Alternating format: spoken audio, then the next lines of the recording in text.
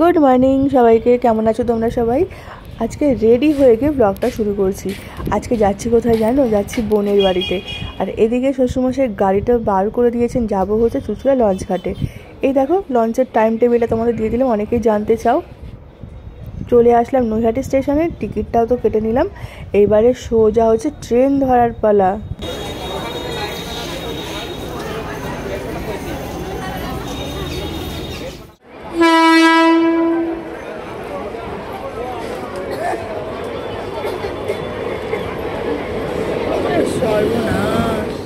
নেমে পড়েছি হালিশহর স্টেশনে। আর কৃষ্ণনগর লোকাল ছিল, সে যে কি ভিড় ছিল। যারা আমাদের এই লাইনটাতে আছে তারা তো অবশ্যই জানো যে শিয়ালদা লাইনে কি যে ভিড় হয়।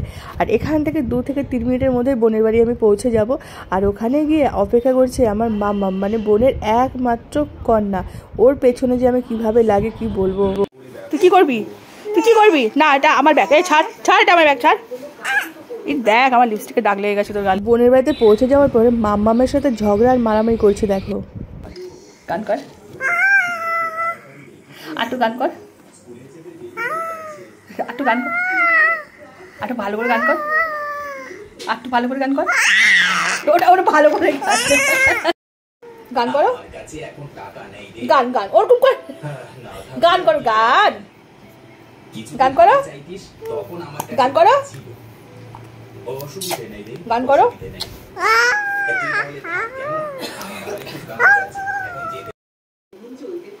একটু একটু আদর করে একটা হাম্পু দিয়ে দাও, একটা হাম্পু দিয়ে দাও, হাম্পু হাম্পু, একটা হাম্পু দাও। খুব দুষ্টু ও এখন। হচ্ছে এই যে লিপস্টিক হচ্ছে নিয়েছে, একটু গান করে দাও তো। কি অবস্থা করেছে, এটা দিদিলি বাবা, কত দুষ্টুমি। এই যে আমার ব্যাগ দিল, আমার ফোন টোন সব গেল। তোর থেকে না ব্যাগের ওজন বেশি রে। কি করেছে মুখটা, এই যে গালের মধ্যে লিপস্টিক দিয়ে। এ দুষ্টু, তোর চোখ মুখ কি করছিস? ঝাল ফুচকা, ঝাল ঝাল ফুচকা। গান কর তো, গান কর। এটা মুখে দেয় না, লেগে যাবে রে কোথা দিয়ে পেঁচিয়ে। আমি আসলেই শুধু আমার এই ব্যাগটা নেবে, আর এই যে ব্যাগের এই যে ধরেছে, এটা যে কি ধরতে চাই ভগবান জানে। কি কি কি হবে? হ্যাঁ, আমি ওর পেছনে যেভাবে লাগি না, কি মা এটা কি করবে? হ্যাঁ, এটা তো এটা এটা তোমার পছন্দের জিনিস তো এটা। হ্যাঁ, কি কার্টুন চলছে ওদিকে, আর এদিকে হচ্ছে ইনি এরকম ব্যাগ নিয়ে আকাম করছে। লেগে যাবে লেগে যাবে লেগে যাবে মা। ওই যে গালের মধ্যে কি করেছে, এইগুলো হচ্ছে এই যে এটার এফেক্ট, এটার এফেক্ট। ঝাল ঝাল ফুচকা, ঝাল ঝাল ফুচকা। আমার একটা গান করে দাও তো, একটু জোরে, একটু জোরে গান করো, একটু জোরে গান করো আমার, একটু জোরে গান করো, জোরে গান করো আমার, একটু জোরে গান করো, একটু জোরে গান করো।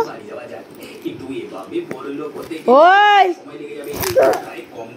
বাবা, দুষ্টুমি চরম পর্যায়ে এটা।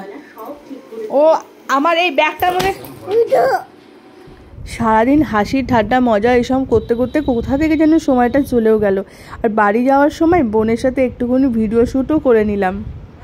চলে এসেছি হালিশহর স্টেশনে। আর ট্রেন ওই যে দেখা যাচ্ছে, ট্রেন আসছে।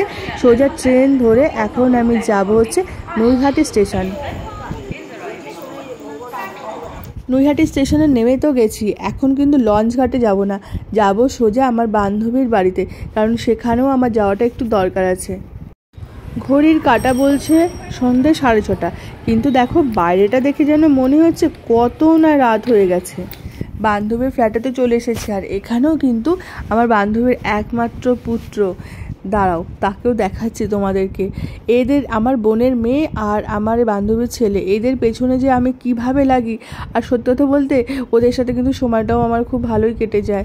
দুজনেরই পেছনে লাগতে ভীষণ ভালোবাসি, আর ওরাও কিন্তু সেই জিনিসটা খুব আনন্দ উপভোগ করে। চলো চলো চলো চলো।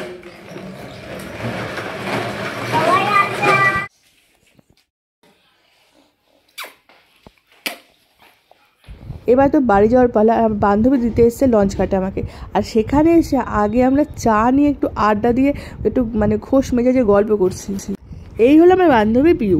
দেখো ও কিন্তু অলরেডি হাতের মধ্যে চায়ের ভার নিয়ে নিয়েছে, আর দুই বান্ধবী কিন্তু চা খেতে খেতে গঙ্গার ধারে মাটির ভার, তাও দেখো গল্পটা কিন্তু আমাদের বেশ জমে উঠেছে। যাই হোক, সমস্ত কিছু শেষে এবার যেতে হবে বাড়িতে। আর সারাদিনটা আজকে বোনের বাড়িতে, আমার বান্ধবীর বাড়িতে সব মিলেমিশে কিন্তু সময়টা ভীষণ ভালো কাটলো। তোমাদের এই ব্লগটা কেমন লাগলো অবশ্যই কিন্তু আমাকে জানিও।